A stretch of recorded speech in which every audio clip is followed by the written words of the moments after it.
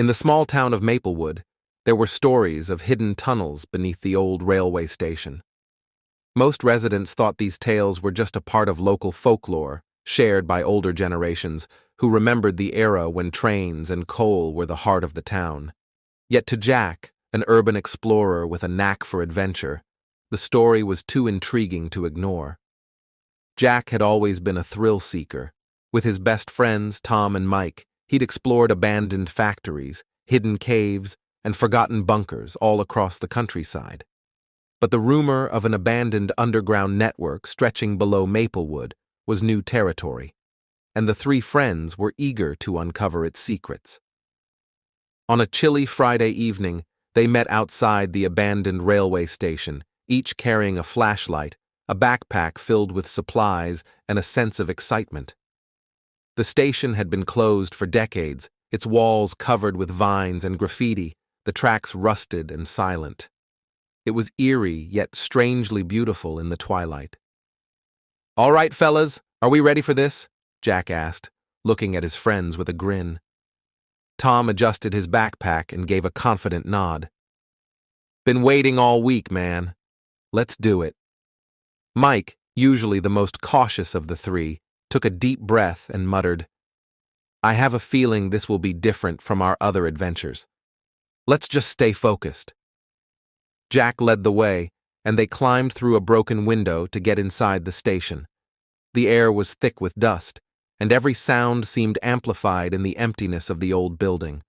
They moved cautiously, their flashlights casting beams of light across forgotten ticket booths and broken benches. After a few minutes of searching, they reached a narrow staircase hidden behind a collapsed wall in what seemed to have been a storage room. "This must be it," Jack whispered, feeling a surge of adrenaline. He pointed his flashlight down the stairs, which seemed to lead into endless darkness. One by one, they descended into the unknown. The further they went, the colder and damper the air became. The walls around them were made of old brick, covered in patches of moss and spider webs. At the bottom of the stairs, they found a locked metal gate. Rusted with age, it looked like it hadn't been touched in decades. "Guess this is where we turn back?" Mike suggested, half-jokingly. Jack smirked, producing a pair of bolt cutters from his backpack. "Not a chance, Mike." With a few strong snips, the lock broke, and they pushed the gate open, stepping into a narrow, pitch-dark tunnel. The silence was deafening, and every step they took seemed to echo. They walked in a single file, speaking in low whispers to avoid disturbing the quiet that surrounded them. After a few minutes, the tunnel opened into a larger chamber. They shone their flashlights around, revealing rows of empty benches and a raised platform. "This looks like an underground meeting hall or something," Tom whispered, inspecting the space. Jack nodded thoughtfully. "Could be from the days of Prohibition, or maybe used by railroad workers. But it's strange. This place looks like it was abandoned suddenly, almost like people left in a hurry." Their curiosity deepened, and they decided to explore further. They found doors leading off from the main chamber, each leading to smaller rooms filled with various objects, old maps, newspapers, even some discarded tools. The artifacts seemed to tell a story of another time, but as they ventured deeper, the air became heavy with an unsettling presence. In one room, Mike noticed a newspaper on the floor. Dusting it off, he read aloud, 1932. Mysterious disappearances near Maplewood Railway Station. Apparently people went missing here back then, and no one knew why. The three exchanged uneasy glances. Jack tried to lighten the mood. "Well, looks like we're in good company, huh?" But as they ventured down another hallway, something caught Tom's eye, a faint glow from beneath a door on the right. "Hey, you guys see that light?" They approached the door cautiously, half expecting it to be another relic of the past. Jack turned the handle slowly, and as the door creaked open, their flashlights illuminated a small room with a single, old-fashioned oil lantern glowing faintly in the corner. Beside it was a notebook, lying open on a dusty desk. Tom picked up the notebook and flipped through the pages. It was filled with notes, sketches, and strange symbols they couldn't decipher. But on the last page, there was a clear message. Beware of the ones who guard the tunnels. They do not take kindly to intruders. A chill ran down their spines as they read the warning. The room seemed to grow colder, and the silence around them felt ominous. "All right, this is getting creepy," Mike muttered, his voice barely a whisper. Jack, however, was determined. "Come on, guys, it's just a warning. Whoever wrote this was probably trying to keep people out for some reason. We're not going to turn back now, right?" Reluctantly, they pressed on, moving deeper into the labyrinth of tunnels. Every corner they turned seemed darker and more foreboding, and soon they realized they'd lost track of time and direction. The maze seemed to stretch endlessly, and their flashlights began to flicker. In a moment of panic, Tom stopped, listening intently. "Did you hear that?" They stood in silence, hearing faint, shuffling footsteps echoing in the distance. It was impossible to tell where they were coming from, and the sound grew louder with every second. "Let's get out of here," Mike urged, his voice tense. But just as they were about to turn back, a figure appeared at the end of the hallway. It was a man, standing perfectly still, cloaked in shadow. His eyes glinted in the darkness, unblinking and fixed on them. Who are you?" Jack called out, trying to keep his voice steady. The figure said nothing. Instead, he took a step forward, his gaze unyielding. The friends backed away slowly, their hearts racing. They couldn't tell if the figure was real or some illusion, but his presence felt ominous, as though he were a guardian of the tunnels, protecting something they weren't meant to see. In a sudden surge of courage, Jack shouted, "We're just explorers! We didn't mean to intrude!" The figure tilted his head, his eyes never leaving theirs. Then, in a voice barely above a whisper, he replied, "You shouldn't have come here." The words sent a chill through them, and without a second thought they turned and bolted down the tunnel, retracing their steps in a frantic rush to escape. They stumbled through the maze, adrenaline and fear fueling their every move. Somehow, they managed to find the main chamber again, but the exit seemed further than they remembered. As they reached the staircase, the echo of footsteps followed them, closing in. They scrambled up the stairs, practically tripping over one another in their haste. They didn't dare look back, fearing what they might see if they did. Finally, they burst out of the building and into the cool night air. They stood outside, panting and shaken, the silence of the station now hauntingly eerie. After a few moments, Tom managed to catch his breath. What was that?" Jack shook his head, still reeling. "I don't know, but I don't think it was something we were meant to understand." The three friends left the railway station that night, carrying a sense of dread they couldn't shake. They'd ventured into the depths of Maplewood's forgotten underground and come face to face with a presence beyond their comprehension. From that day on, they never spoke of the incident, not even to each other. The station remained abandoned, its secrets buried in the darkness below. But every now and then, when they passed by, they couldn't help but feel the pull of those hidden tunnels and the watchful eyes that guarded them. They knew that some mysteries were better left unsolved, hidden in the shadows where they belonged. In the coastal town of Clearwater, legends about the old lighthouse were as common as tales of shipwrecks. Built in the early 1800s, the lighthouse had saved countless lives, guiding ships through the treacherous rocks that surrounded the coast. But when the lighthouse was automated, and its last keeper, old Mr. Grayson, moved out, people began to say the place was cursed. The rumor intrigued Liam and his two best friends, Andrew and Peter. They were Clearwater locals, and like most of the town's residents, they had grown up hearing whispers about the lighthouse. Some people said it was haunted, while others claimed strange lights flickered in its windows at night. But no one dared to explore it, not even on a dare. "Come on, guys, it's just an old building," Liam said one evening, staring at the lighthouse in the distance as the setting sun cast an orange glow over it. "Why don't we check it out?" Andrew was immediately on board. He was the adventurous one of the trio and loved exploring anything unusual or abandoned. Peter, on the other hand, was cautious, always trying to keep his friends out of trouble. "I don't know, Liam," he said. "They say there's something strange in there. Maybe we shouldn't mess with it."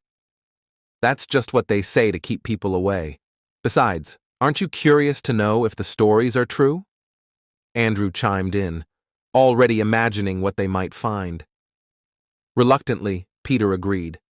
With flashlights, some food, and a rope for good measure, they set out as the sun began to dip below the horizon. The walk to the lighthouse was eerie. Trees cast long shadows, and the only sounds were the whispers of the waves and the occasional cry of a seagull. By the time they arrived at the lighthouse, the sky was dark, save for the faint glow of a crescent moon. The entrance to the lighthouse was locked, but Andrew, ever the prepared adventurer, had brought along a crowbar.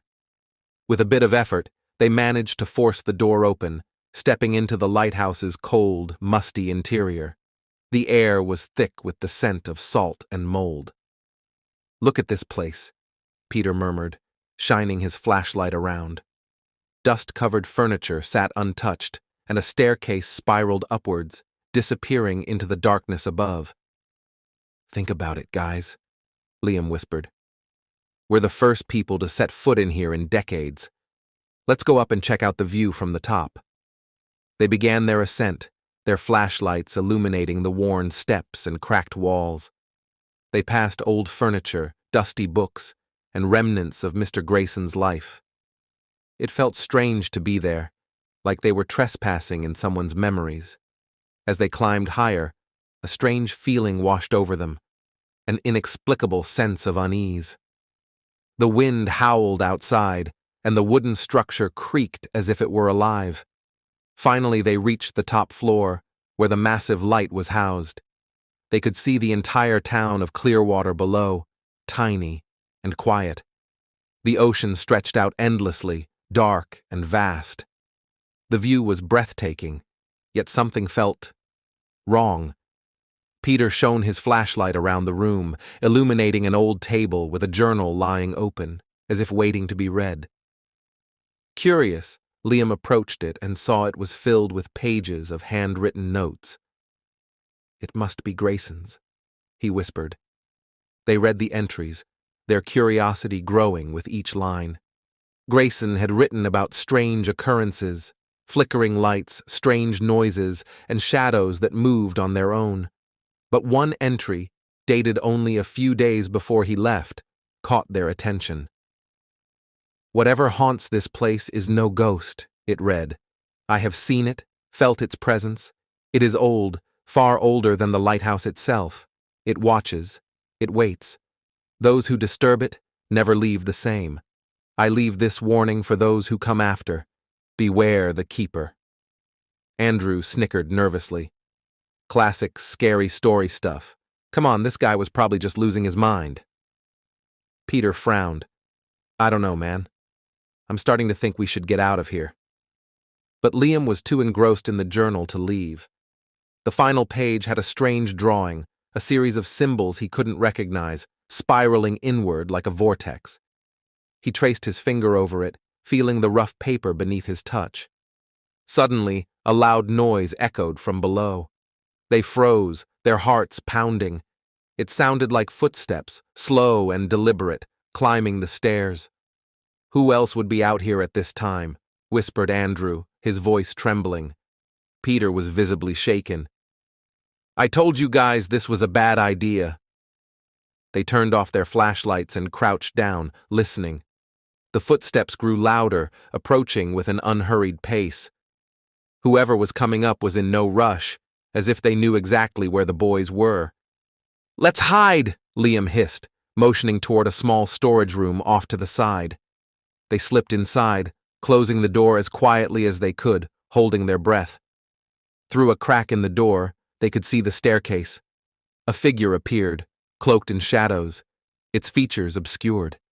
It moved with an unnatural grace, stopping right outside their hiding place. They couldn't see its face, but they could feel its gaze, cold and penetrating, as if it were looking directly at them. The boys huddled together, not daring to make a sound. The figure stood there for what felt like an eternity, before turning and descending the stairs, its footsteps echoing until they faded into silence.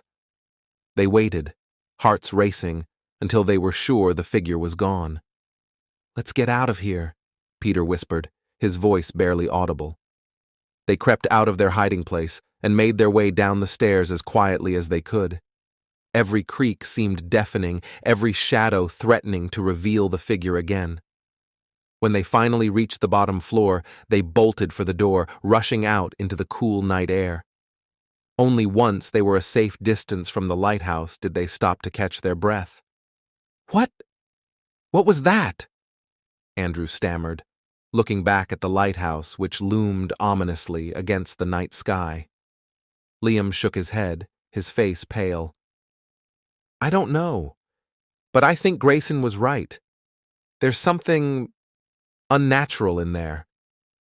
As they stood there, trying to process what they'd seen, they noticed something strange. The lighthouse's light, which had been off for years, was now on, casting an eerie glow over the town. "That's impossible," Peter said, his voice shaking. "The power's been out in that place for decades." They watched, rooted in place, as the light rotated, casting long shadows over the town. They could almost feel it watching them, like the keeper Grayson had warned about. "We need to leave this place," Liam said, turning away from the lighthouse. They walked back to town in silence, haunted by the night's events. The next morning, the boys tried to make sense of what they'd experienced, but there was no rational explanation. When they went back to the lighthouse later that day, they found the door locked and the place as silent and empty as it had been for years. The light was off, and there were no signs that anyone had been there. They searched for Mr. Grayson, hoping he could provide answers, but they were told he had passed away shortly after leaving the lighthouse. No one else knew anything about the journal, the symbols, or the figure they had seen. In time, the boys drifted apart, each of them carrying the memory of that night, a secret they could never fully understand. They never spoke about the lighthouse again, each haunted in his own way by the figure they'd encountered and the keeper's warning. Years later, Liam, now a grown man, returned to Clearwater for a visit. As he strolled along the coast, he glanced at the old lighthouse. It still stood there, silent and imposing, casting a shadow over the town. In that moment, he felt the same cold gaze he had felt all those years ago, watching, waiting. He turned and walked away, never looking back.